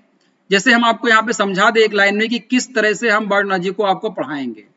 तो इसमें देखिए दो टॉपिक हैं, एक प्रिंसिपल और प्रोसेस की है और दूसरी एप्लीकेशन की है। तो प्रिंसिपल और प्रोसेस में एक तो रिकॉम्बिनेंट डीएनए टेक्नोलॉजी क्या होती है, कैसे काम करती है ये, इसमें कौन कौन से आपके वेक्टर काम आते हैं, प्लाज्मिड इसको कहते हैं, कैसे कौन कौन से होते हैं, उसका स्ट्रक्चर क्या होता है, कैसे काम करता है, और रिस्ट्रिक्शन एंजाइम जो होते हैं, इंडोन्यूक्लियस जो होते हैं, इंडोन्यूक्लियस जो होते हैं और लाइगेज, इनको हम लोग पढ़ लेना है। इसी के साथ साथ इसके टूल्स में पॉलीमरेज चेन रिएक्शन कैसे काम करता है उसको हमको पढ़ लेना है, इलेक्ट्रोफोरोसिस कैसे होती है उसको हमको थोड़ा ध्यान रखना है, माइक्रो प्रोपागेशन कैसे होता है, माइक्रो प्रोपागेशन कैसे होता है, माइक्रो इंजेक्शन कैसे होता है, ये थोड़ी सी चीजें आपको ध्यान में देनी है। यहाँ से एक एक पॉइंट आपको समझाऊंगा, यहाँ से आपका क्वेश्चन पूरा हो जाएगा, बहुत डिटेल में इसको पढ़ने की जरूरत नहीं है। एप्लीकेशन में भी बात करेंगे हम लोग बायोटेक्नोलॉजी के, तो बायोटेक्नोलॉजी के एप्लीकेशन की हम बात करेंगे तो इसमें application in agriculture, application in therapy में कैसे करेंगे, रिसर्च में कैसे करेंगे, इसका इंडस्ट्री में कैसे करेंगे, इसमें हम लोग इकोलॉजी और इन्वायरमेंट के में कैसे करेंगे इसको, इन सब चीजों में हम लोग जो है वो बायोटेक्नोलॉजी का एप्लीकेशन कैसे करेंगे, और डेयरी प्रोडक्ट में कैसे करेंगे। तो ये हमारे रहेंगे, इसको डिटेल समझाएंगे आपको कि एग्रीकल्चर में कैसे किया जा रहा है, थेरेपी में कैसे की जा रही है, तो इन सब चीजों, रिसर्च में कैसे की जा रही है, इसमें हम देखेंगे कि इसका आपका जो जेनेटिकली मॉडिफाइड एनिमल बनाने में, जेनेटिकली मॉडिफाइड क्रॉप बनाने में कैसे किया जा रहा है, ट्रांसजेनिक एनिमल और ट्रांसजेनिक प्लांट बनाने में कैसे किया जा रहा है, इन सब चीजों को हमको डिटेल में यहाँ पर समझना है। एक एक चीज को हम लोग यहाँ पर समझने का पूरा प्रयास करेंगे, इसको हमको ध्यान में रखना है। इसके बाद जो नेक्स्ट जो 4 टॉपिक हैं ये आप यहाँ पर देख पा रहे होंगे, organism and environment, ecosystem, biodiversity and it's conservation, environmental issues. इसमें से जो सबसे ज्यादा क्वेश्चन आपसे पूछे जाने की उम्मीद है या जो पूछे गए हैं वो आपके ये इकोसिस्टम से क्वेश्चन पूछा जाता है। इसमें देखेंगे कि ऑर्गेनिज्म क्या होते हैं, इन्वायरमेंट क्या होता है, इसमें हम लोग बात करेंगे कि जो बायोम्स क्या होते हैं, यानी कि स्टार्ट हम लोग करेंगे कहाँ से, पॉपुलेशन क्या होता है, कम्युनिटी क्या होती है, बायोम क्या होता है, और आपका बायोस्फीयर क्या होता है, ये कैसे काम करते हैं, इनमें किस प्रकार से ऑर्गेनिज्म रहते हैं, अलग अलग अर्थ पर अलग अलग जो बायोम्स हैं उनमें कौन कौन से बायोम्स हैं, उनका क्लाइमेटिक कंडीशन कैसी है, वहां पे कौन से एनिमल रहते हैं, इन चीजों को हम लोग थोड़ा सा डिटेल में ज्योग्राफी के पॉइंट ऑफ व्यू से यहाँ पर समझने का प्रयास करेंगे। इकोलॉजी में इकोसिस्टम की हम लोग बात करेंगे अगर, तो इकोसिस्टम में इकोसिस्टम क्या होता है, इकोसिस्टम कितने प्रकार के होते हैं, जैसे टेरेस्ट्रियल क्या होता है और एक्वेटिक क्या होते हैं। टेरेस्ट्रियल में हम लोग बात करेंगे फॉरेस्ट इकोसिस्टम क्या होता है, ट्री इकोसिस्टम क्या होता है, आपका जो क्रॉपलैंड इकोसिस्टम क्या होता है, इस तरह की हम लोग बात करेंगे। एक्वेटिक में हम लोग सी इकोसिस्टम की बात करेंगे, पॉन्ड की बात करेंगे, इस तरह की चीजों को हम लोग डिटेल में यहाँ पर समझने का प्रयास करेंगे। पिरामिड्स कितने प्रकार के होते हैं, नंबर पिरामिड क्या होता है, बायोमास पिरामिड क्या होता है, नंबर पिरामिड क्या होता है, बायोमास पिरामिड क्या होता है, एनर्जी पिरामिड क्या होता है, एनर्जी फ्लो का जो 10% रूल है वो क्या होता है, कैसे काम करता है, जो इसमें आपके प्रोड्यूसर क्या होते हैं, कंज्यूमर क्या होते हैं, प्राइमरी कंज्यूमर क्या होते हैं, सेकेंडरी कंज्यूमर क्या होते हैं, टर्सरी कंज्यूमर क्या होते हैं, टॉप कंज्यूमर क्या होते हैं, इन पे हम लोग बात करेंगे। ट्रॉपिक लेवल 1 क्या होता है, ट्रॉपिक लेवल 2 क्या होता है, ट्रॉपिक लेवल 3 क्या होता है, इन चीजों की हम लोग यहाँ पे चर्चा कर डिटेल में करेंगे। और यहीं पे हम लोग बात कर लेंगे सक्सेशन क्या होता है, और जो आपके इकोसिस्टम के बीच में जो रिलेशन होते हैं वो कैसे काम करते हैं, एनिमल एनिमल के भी रिलेशन जो होते हैं, जैसे आपका पॉजिटिव और नेगेटिव जो होते हैं रिलेशंस कैसे होते हैं, कॉमनलिज्म क्या होता है, कम्युनलिज्म क्या होता है, और आपका सिम्बायोसिस क्या होता है, म्यूचुअलिज्म क्या होता है, इन सब चीजों को हम लोग यहाँ पे समझने का प्रयास करेंगे।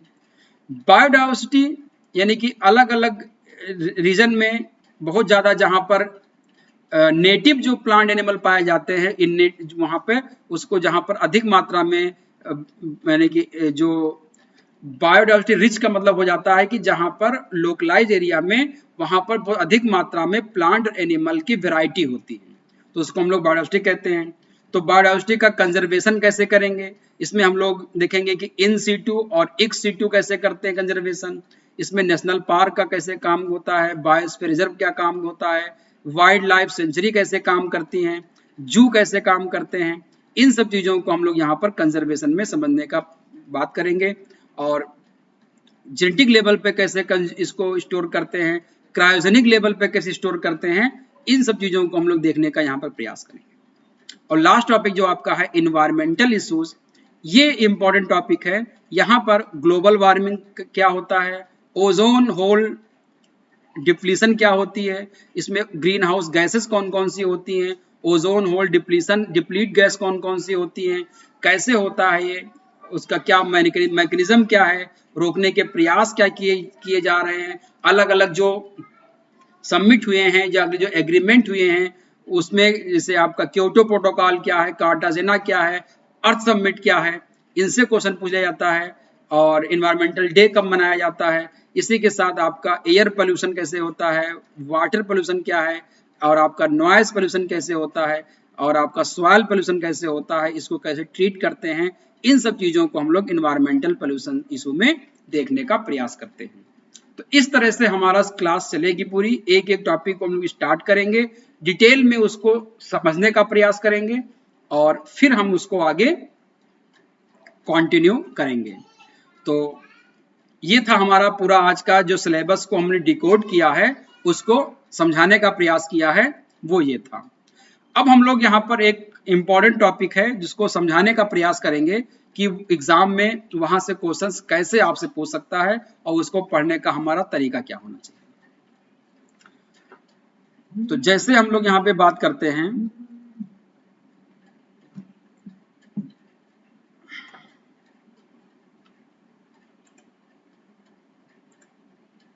हम लोग यहाँ पे बात कर रहे थे, टॉपिक का नाम है बायोमॉलिक्यूल्स। टॉपिक का नाम क्या है, बायोमॉलिक्यूल्स। तो अगर आपसे पूछा है कि बायोमॉलिक्यूल्स होते क्या हैं, बायोमॉलिक्यूल्स क्या होते हैं, तो आप ये बताएंगे कि जितने भी लिविंग बीइंग्स हैं धरती पर, जितने भी लिविंग बीइंग्स हैं, जितने भी लिविंग बीइंग्स हैं सब किसके बने होते हैं, सब सेल के बने होते हैं। कोई भी वो plant animal bacteria micro organism कोई भी हो, सब लिविंग बीइंग्स में आ जाएंगे। वो किसके बने होते हैं, वो सेल के बने होते हैं। और सेल का जो लेवल होता है कैसा होता है, सेल मॉलिक्यूलर लेवल पर होते हैं, यानी कि सेल किसके बने होंगे, मॉलिक्यूल्स के बने होते हैं। सेल किसके बने होते हैं, सेल मॉलिक्यूल्स के बने होते हैं। तो लिविंग बीइंग्स सेल के बने होते हैं और सेल किसके बने होते हैं, मॉलिक्यूलर लेवल के बने होते हैं, यानी कि मॉलिक्यूल को बने होते हैं। इसीलिए सेल के अध्ययन को हम लोग क्या कह देते हैं, साइटोलॉजी कह देते हैं, और मॉलिक्यूल के अध्ययन लेवल के अध्ययन को हम लोग मॉलिक्यूलर बायोलॉजी कहते हैं। क्या कहते हैं, मॉलिक्यूलर बायोलॉजी कहते हैं। अब बात आती है कि बायोमॉलिक्यूल्स क्या होते हैं। तो बायोमॉलिक्यूल्स का मतलब होता है, उससे पहले आपको समझना होगा कि हमारे जो लिविंग ऑर्गेनिज्म हैं उनके अंदर का वो ऑर्गेनिक कंपाउंड, ध्यान रखिएगा, ऑर्गेनिक कंपाउंड, वो organic compound from which living organism are constructed, living organism are constructed, यानी कि ऐसे ऑर्गेनिक कंपाउंड जिससे हमारे लिविंग ऑर्गेनिज्म क्या है, बने हुए होते हैं, and synthesise inside the cell, और जो क्या होते हैं सेल के अंदर, इनसाइड द सेल, और सेल के अंदर क्या होते हैं, बनते भी हैं। यानी कि ऐसे ऑर्गेनिक कंपाउंड जिनसे लिविंग ऑर्गेनिज्म बने भी होते हैं और वो ऑर्गेनिक कंपाउंड सेल के अंदर बनते भी हैं, किसके द्वारा, by biochemical process, by biochemical process, यानी कि बायोकेमिकल के प्रोसेस के द्वारा जो ऑर्गेनिक कंपाउंड बनते हैं, सिंथेसाइज होते हैं, और उन्हीं से हमारा ऑर्गेनिज्म का बॉडी बनी होती है, वो क्या कहलाएंगे, दे आर कॉल्ड बायोमॉलिक्यूल्स। या हम ऐसा कह सकते हैं कि बायोलॉजिकल एक्टिविटी, यानी कि ऐसे ऑर्गेनिक मॉलिक्यूल जो क्या होते हैं, बायोलॉजिकली एक्टिव होते हैं, जो बायोलॉजिकली एक्टिव होंगे वो क्या कहलाएंगे, बायोमॉलिक्यूल्स कहलाएंगे। और बायोलॉजिकली एक्टिव का मतलब क्या है कि वो बायोकेमिकल रिएक्शन में भाग ले रहे हैं, यानी कि जो भी शरीर में रासायनिक क्रियाएं हो रही हैं उनमें वो पार्टिसिपेट कर रहे हैं। तो organic compound from which living organisms are constructed and synthesized inside the cell by biochemical process are called biomolecules and they are biologically active होते हैं। इनको आपको ध्यान में रखना है। लेकिन हमको ये भी पता है कि हमारे जो सेल होते हैं उसमें बहुत सारे जो है वो इंग्रेडिएंट्स पाए जाते हैं, बहुत सारे इंग्रेडिएंट्स पाए जाते हैं। तो उन इंग्रेडिएंट्स को हम लोग एक साथ क्या कहेंगे, उन इंग्रेडिएंट्स को हम लोग एक साथ क्या कहते हैं, तो इसको आपको ध्यान रखिएगा। उन इंग्रेडिएंट्स को हम लोग एक साथ क्या कह देते हैं, सेलुलर पूल कह देते हैं। क्या कह देते हैं, सेलुलर पूल। तो अगर आपसे पूछा जाए कि सेलुलर पूल क्या होता है, जो कि एग्जाम में आपके पूछा गया है, तो आप कहेंगे कलेक्शन ऑफ, क्या कहेंगे आप लोग कि कलेक्शन ऑफ डिफरेंट टाइप्स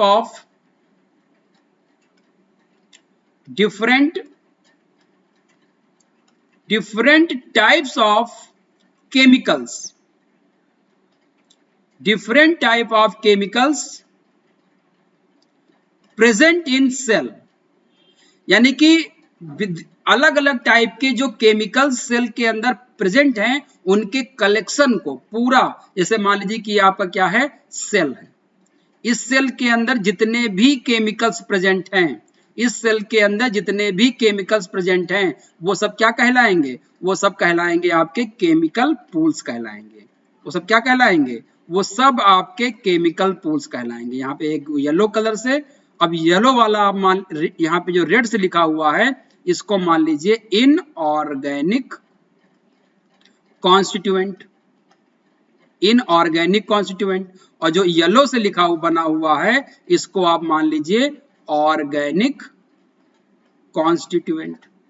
तो ये ऑर्गेनिक कॉन्स्टिट्यूएंट और इनऑर्गेनिक कॉन्स्टिट्यूएंट, इन दोनों को एक साथ क्या कह देते हैं, सेलुलर पूल कह देते हैं।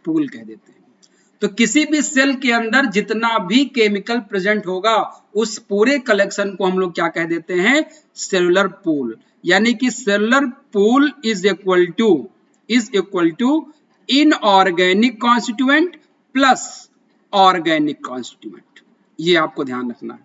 यानी कि सेल के अंदर जो भी ऑर्गेनिक और इनऑर्गेनिक कॉन्स्टिट्यूएंट होता है उसको हम लोग क्या कह देते हैं, उसको हम लोग सेलुलर पूल कह देते हैं। लेकिन अगर आपसे पूछा जाए कि बायो मॉलिक्यूल्स क्या होते हैं, तो यहां पर आपको ध्यान देना होगा कि cellular pool minus inorganic constituent, यानी कि जब हम सेलुलर पूल से क्या करेंगे, इनऑर्गेनिक कॉन्स्टिट्यूएंट को निकाल देंगे, जो बचेगा वो क्या कहलाएगा, वो बायोमॉलिक्यूल कहलाएगा। यानी कि हम ऑर्गेनिक कॉन्स्टिट्यूएंट को ही क्या कह देते हैं, ऑर्गेनिक कॉन्स्टिट्यूएंट को ही बायोमॉलिक्यूल कहते हैं। ये ध्यान रखिएगा, ऑर्गेनिक कॉन्स्टिट्यूएंट को ही हम लोग क्या कह देते हैं, बायोमॉलिक्यूल कह देते हैं। हम लोग सेलुलर पूल को बायोमॉलिक्यूल नहीं कहेंगे, हम लोग इनऑर्गेनिक कॉन्स्टिट्यूएंट को बायोमॉलिक्यूल नहीं कहेंगे। सेलुलर पूल का जो ऑर्गेनिक कॉन्स्टिट्यूएंट होता है उसको हम लोग क्या कह देते हैं, बायोमॉलिक्यूल कहते हैं। इस चीज को आपको ध्यान में रखना होगा। अब बात आती है कि इनऑर्गेनिक कॉन्स्टिट्यूएंट में कौन कौन से केमिकल्स आएंगे, इनको आपको ध्यान में रखना है। इनऑर्गेनिक कॉन्स्टिट्यूएंट में कौन कौन से केमिकल आएंगे, तो इसमें वाटर आता है, एक मिनट, इसमें कौन आएगा, इनऑर्गेनिक में कौन कौन आएगा, इसमें वाटर आता है। इसमें कौन आएंगे, इसमें मिनरल्स आते हैं। कौन आएगा, मिनरल्स आते हैं। इसमें और कौन आता है, गैसेस आते हैं और सॉल्ट आते हैं। इन चारों को हम लोग किसमें रखते हैं, इनऑर्गेनिक कॉन्स्टिट्यूएंट में रखते हैं। तो क्वेश्चन आएगा कि सेलुलर पोल में इनऑर्गेनिक कॉन्स्टिट्यूएंट इनमें से कौन कौन से हैं, तो वाटर, मिनरल, सॉल्ट और गैसेस को हम लोग क्या कहते हैं, इनऑर्गेनिक कॉन्स्टिट्यूएंट कहते हैं। इस चीज को आपको ध्यान में रखिएगा, इनको हम लोग क्या कहते हैं, इनऑर्गेनिक कॉन्स्टिट्यूएंट कहते हैं। और ऑर्गेनिक कॉन्स्टिट्यूएंट की बात हम लोग करते हैं तो इसमें आपका कौन आएगा, इसमें आपका कार्बोहाइड्रेट आता है, कार्बोहाइड्रेट आता है। इसमें कौन आएगा, प्रोटीन आता है।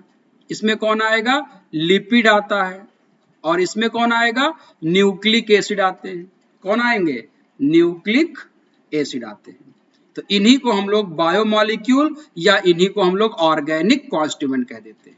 इनको आपको ध्यान रखना होगा, इनको हम लोग क्या कह देते हैं, ऑर्गेनिक कॉन्स्टिट्यूएंट। तो ऑर्गेनिक कॉन्स्टिट्यूएंट ही बायोमॉलिक्यूल्स होते हैं, लेकिन सेलुलर पूल का मतलब होता है सेल के अंदर जितने भी केमिकल्स हैं वो सभी सेलुलर पूल कहलाएंगे। उसमें इनऑर्गेनिक भी रहेंगे और ऑर्गेनिक भी रहेंगे। इस चीज को आपको ध्यान रखना है। अब बात आती है यहां पर मेटाबोलाइट्स क्या होते हैं। तो मेटाबोलाइट्स देखिए शब्द जो है इसको क्या कहते हैं, मेटाबॉलिक एक्टिविटी, यानी कि बायोमॉलिक्यूल्स having metabolic activity,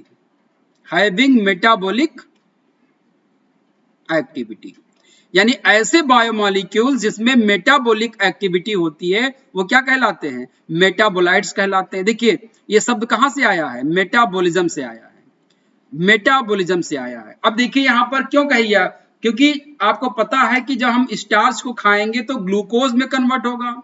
तो स्टार्च क्या है, मेटाबॉलिज्म में भाग ले रहा है। ग्लूकोज से क्या बनेगा, ग्लाइकोजन बनता है, वो भी मेटाबॉलिज्म में भाग ले रहा है। हम प्रोटीन खाएंगे वो क्या बनेगी, अमाइनो एसिड बनेगी, वो भी मेटाबॉलिज्म में भाग ले रहा है। अमाइनो एसिड क्या बनेगा, प्रोटीन बनेगी, वो भी क्या हो रहा है, मेटाबॉलिज्म में भाग ले रहा है। फैट हम खाएंगे वो क्या बनेगा, फैटी ग्लिसरॉल बनेगा, फिर से उससे क्या बनेगा, फैट बनेगा।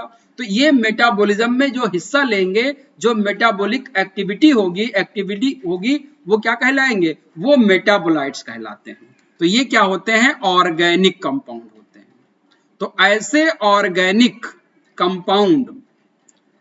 ऑर्गेनिक कंपाउंड जो मेटाबॉलिकली एक्टिव होते हैं वो क्या कहलाते हैं, वो मेटाबोलाइट्स होते हैं। अब बात आती है कि ये दो प्रकार के होते हैं, मेटाबोलाइट्स जो होते हैं वो दो प्रकार के होते हैं, प्राइमरी मेटाबोलाइट्स और सेकेंडरी मेटाबोलाइट्स। दोनों को आपको ध्यान रखिएगा। तो प्राइमरी वे होते हैं जो क्या होते हैं, ग्रोथ में, डेवलपमेंट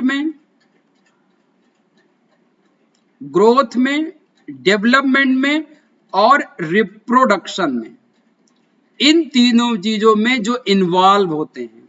यानी कि ऐसे मेटाबोलाइट्स जो ग्रोथ में हेल्प करें, जो डेवलपमेंट में हेल्प करें और जो रिप्रोडक्शन में हेल्प करें, they are called primary metabolites.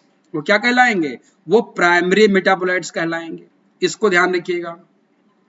और ये क्या होते हैं, की कंपोनेंट्स, ये क्या होते हैं, की कंपोनेंट्स ऑफ मेंटेनिंग या की कंपोनेंट्स इन मेंटेनिंग, की कंपोनेंट्स इन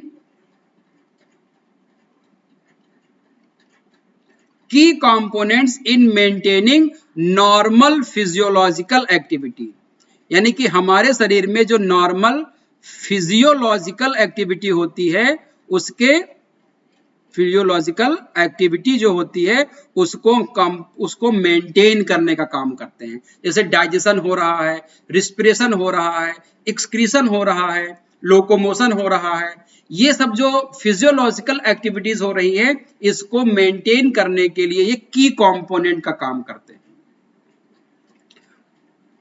फिजियोलॉजिकल प्रोसेस में। जैसे इनके एग्जाम्पल आपसे अगर पूछ लिया जाए कि प्राइमरी मेटाबोलाइट्स कौन कौन से होंगे, तो आप बताएंगे अमाइनो एसिड होते हैं, ग्लूकोज यानी कि सुगर्स होते हैं, पेप्टाइड होते हैं, प्रोटीन्स होते हैं, न्यूक्लियोटाइड्स होते हैं, न्यूक्लियोसाइड्स होते हैं, फैटी एसिड्स होते हैं, ग्लिसरॉल्स होते हैं, सुगर्स हो गए, पॉलीसैकेराइड्स होते हैं, पॉलीसैकेराइड्स होते हैं। इनके अलावा दो ऑर्गेनिक एसिड भी होते हैं, उनको भी आपको ध्यान रखना है। इसके अलावा क्या होते हैं, दो ऑर्गेनिक एसिड भी होते हैं, जिनके नाम क्या हैं, एक आपका नाम है इथेनॉल और दूसरा क्या है आपका लैक्टिक एसिड। तो एग्जाम में आ सकता है कि इनमें से कौन सा एसिड जो है वो प्राइमरी मेटाबोलाइट्स है, तो प्राइमरी में क्या हो जाएगा आपका इथेनॉल और लैक्टिक एसिड हो जाएगा, इसको आपको ध्यान में रखना है। दूसरा क्या होता है कि सेकेंडरी मेटाबोलाइट्स क्या होते हैं, ऐसे मेटाबोलाइट्स जो ग्रोथ, डेवलपमेंट और रिप्रोडक्शन में इन्वॉल्व नहीं होते हैं। ग्रोथ, डेवलपमेंट और रिप्रोडक्शन में जो इन्वॉल्व नहीं होंगे वो क्या कहलाएंगे, सेकेंडरी मेटाबोलाइट्स कहलाते हैं। और सबसे पहला पॉइंट, दूसरा पॉइंट जो पहला पॉइंट होना चाहिए था वो क्या, प्रोड्यूस्ड थ्रू द मेटामॉर्फोसिस या modification of primary metabolites, production या produced through modification of produced through the modification of primary metabolites, primary metabolites, यानी कि जो प्राइमरी मेटाबोलाइट्स में मॉडिफिकेशन होता है उसके थ्रू ये बनते हैं। प्राइमरी मेटाबोलाइट्स में मॉडिफिकेशन करके इनका फॉर्मेशन होता है, इनको आपको ध्यान में रखना है। ये ग्रोथ, डेवलपमेंट और रिप्रोडक्शन में भाग नहीं लेते हैं। तो इनका काम क्या होता है, तो काम ध्यान दीजिएगा कि सेकेंडरी मेटाबोलाइट्स का जो काम होता है वो इकोलॉजिकल फंक्शन होता है इनका। इकोलॉजिकल सिस्टम में भाग लेते हैं, इकोलॉजिकल फंक्शन करते हैं और साथ ही साथ प्लांट में ये डिफेंस का काम करते हैं। डिफेंस, पौधों की बाहरी वातावरण से और अलग अलग जानवरों से या अन्य चीजों से क्या करते हैं, रक्षा करने का काम करते हैं। तो ये ध्यान रखिएगा, इकोलॉजिकल फंक्शन होता है और डिफेंस फंक्शन का ये काम करते हैं। अब बात आती है कि सेकेंडरी मेटाबोलाइट्स होते कौन कौन से हैं, उनकी लिस्ट क्या है, जल्दी से यहां पर आपको बता देते हैं कि सेकेंडरी मेटाबोलाइट्स कौन से होते हैं। जी आपको ध्यान रखना है। तो सेकेंडरी मेटाबोलाइट्स में आपको ध्यान रखना है, एक तो आपके एंटीबायोटिक्स हो जाते हैं, सेकेंडरी मेटाबोलाइट्स में आता है, ये भी आपसे क्वेश्चन पूछा गया है। एल्केलॉइड्स होते हैं, एल्केलॉइड्स इसमें आ जाते हैं, एल्केलॉइड्स जो बनते हैं। नंबर 3 आपका यहां पे ध्यान रखिएगा, जो पिगमेंट्स बनते हैं प्लांट में, कैरोटीनॉइड हो गए, आपके इस तरह के जो होते हैं जैसे कैरोटीनॉइड, ज़ैंथोफिल, है ना, ये सब इसमें आ जाएंगे। नंबर 4 जो होते हैं वो आपके होते हैं टैनिन जो बनता है, टैनिन, गम्स जो निकलते हैं। फिफ्थ, रेजिन, रेजिन्स और latex, essential oils, essential oils जो बनते हैं, टॉक्सिन्स बहुत सारे निकलते हैं, टॉक्सिन्स। तो ये लिस्ट है किसकी, प्राइमरी सेकेंडरी मेटाबोलाइट्स की। और मैंने बताया आपको कि इनका फंक्शन क्या होता है, तो ये इकोलॉजिकल फंक्शन और डिफेंस फंक्शन होता है। इनका ये ग्रोथ में, डेवलपमेंट में, रिप्रोडक्शन में भाग नहीं लेते हैं। और ये क्या होते हैं, मॉडिफिकेशन ऑफ प्राइमरी मेटाबोलाइट्स। ये प्राइमरी मेटाबोलाइट्स से क्या होते हैं, ये प्राइमरी मेटाबोलाइट्स से क्या होते हैं, मॉडिफिकेशन से बनते हैं सेकेंडरी मेटाबोलाइट्स। इनको आपको ध्यान में रखना है। और लास्ट में माइक्रोमोलिक्यूल्स क्या होते हैं और मैक्रोमोलिक्यूल्स क्या होते हैं। तो ध्यान रखिएगा कि ऐसे मॉलिक्यूल्स जो स्मॉल साइज के हों, सिंपल हों, उनका मॉलिक्यूलर वेट जो हो वो लो हो, और क्या हो, ये हाईली सॉल्युबल हो, हाईली सॉल्युबल होते हैं। तो ये जो प्रॉपर्टी होती है वो माइक्रोमोलिक्यूल्स की होती है। साइज में छोटे होते हैं, सिंपल होते हैं, लो मॉलिक्यूलर वेट के होते हैं और हाई सॉल्युबिलिटी इनकी होती है। जब हम लोग पढ़ेंगे तो बताएंगे कि इनकी सॉल्युबिलिटी कैसे होती है, मॉलिक्यूलर वेट कितना होता है इनका, डिटेल में हम समझने का प्रयास करेंगे। इसके अंदर जो जो जो एग्जाम्पल्स आएंगे वो आपका वाटर एग्जैक्टली क्या होता है, माइक्रोमोलिक्यूल्स होता है। मिनरल्स इसके अंदर आते हैं, मिनरल्स इसके अंदर आते हैं, उसको ध्यान रखिएगा। शुगर इसके अंदर आते हैं, शुगर जो होते हैं वो भी आपके माइक्रोमोलिक्यूल्स हैं। अमीनो एसिड्स जो होते हैं, आपके न्यूक्लियोटाइड्स जो होते हैं, न्यूक्लियोटाइड्स जो होते हैं, और फैटी एसिड और ग्लिसरॉल,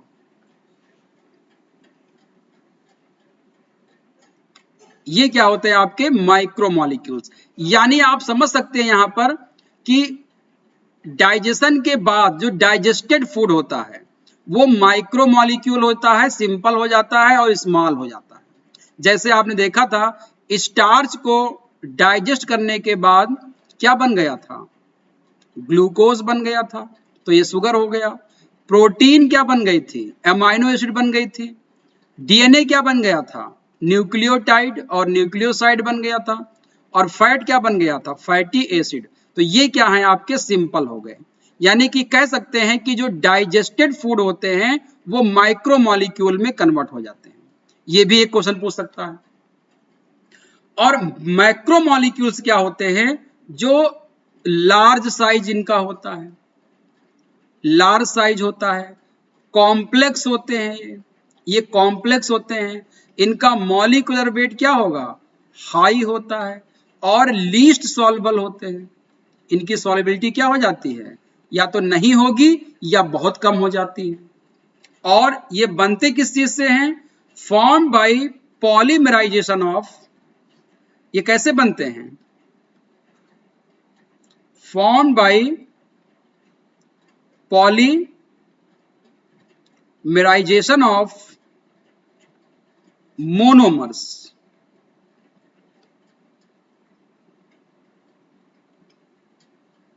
यानी कि मोनोमर्स के पॉलीमराइजेशन से इनका निर्माण होता है। यानी कि मैक्रोमोलिक्यूल्स क्या होते हैं, पॉलीमर्स होते हैं। मैक्रोमोलिक्यूल क्या हो जाएंगे, पॉलीमर्स हो जाएंगे। जैसे पॉलीसैकेराइड, जैसे पॉलीसैकेराइड की हम लोग बात करेंगे, इसमें क्या आ जाएगा आपका, स्टार्च आ जाएगा, ग्लाइकोजन आ जाएगा, है ना, आपका सेलुलोज आ जाएगा, काइटिन आ जाएगा, इनुलिन आ जाएगा, ये सब पॉलीसैकेराइड में आ जाते हैं। फैट इसको हम लोग लिपिड कह देते हैं, इसी में आ जाएगा। आपका प्रोटीन इसी में आ जाएगा और आपका डीएनए इसी में आ जाएगा, जिसको हम लोग न्यूक्लियोटाइड कह देते हैं। तो ये क्या कहलाएंगे? ये सब माइक्रो मॉलिक्यूल्स कहलाएंगे। तो हम लोग जब आगे चर्चा करेंगे इसकी, तो वहां पर देखेंगे कि जो माइक्रो मॉलिक्यूल्स हैं, हम लोग आगे चर्चा करेंगे इसकी।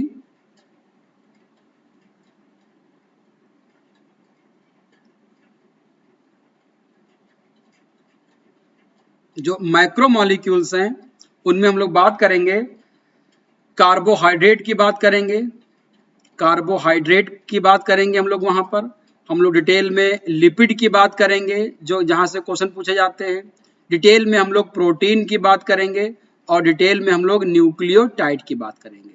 ये चार जो होते हैं क्या कहलाते हैं? माइक्रो मॉलिक्यूल्स कहलाते हैं। तो ये हम लोग इसको समझने का प्रयास करेंगे और यहां से लगातार आपसे क्वेश्चन पूछे जाते हैं। तो आज हम लोगों ने ये देखा कि जीटी साइंस की जो बायोलॉजी सेक्शन में हम लोगों ने एक सेगमेंट में तो पूरा सिलेबस को डिकोड किया और दूसरे सेगमेंट में हम लोगों ने बायोमॉलिक्यूल को पढ़ा। बायोमॉलिक्यूल क्या होते हैं, सेलुलर पूल क्या होता है, इनऑर्गेनिक कॉन्स्टिट्यूएंट्स क्या होते हैं, ऑर्गेनिक कॉन्स्टिट्यूएंट क्या होते हैं, मेटाबोलाइट्स क्या होते हैं, प्राइमरी मेटाबोलाइट्स क्या होते हैं, सेकेंडरी क्या होते हैं, माइक्रो मॉलिक्यूल्स क्या होते हैं और मैक्रो मॉलिक्यूल्स क्या होते हैं। इन पे हम लोगों ने डिटेल में चर्चा की। हम लोग साथ में हम लोगों ने यहाँ पर भी देखा कि जो हमारा सिलेबस था उसको भी हम लोगों ने अच्छे से डिकोड करने का काम किया है। तो अब हम लोग नेक्स्ट क्लास से टॉपिक को स्टार्ट करेंगे और उसको पढ़ने का काम शुरू कर देंगे। जल्दी से आप लोग यूरेका एकेडमी के ऑनलाइन चैनल से जुड़ जाइए, सब्सक्रिप्शन ले लीजिए या एडमिशन ले लीजिए और क्लास को हम लोग प्रॉपर शुरू करते हैं। आज के लिए इतना ही, फिर हम लोग मिलेंगे, तब तक के लिए नमस्कार, धन्यवाद।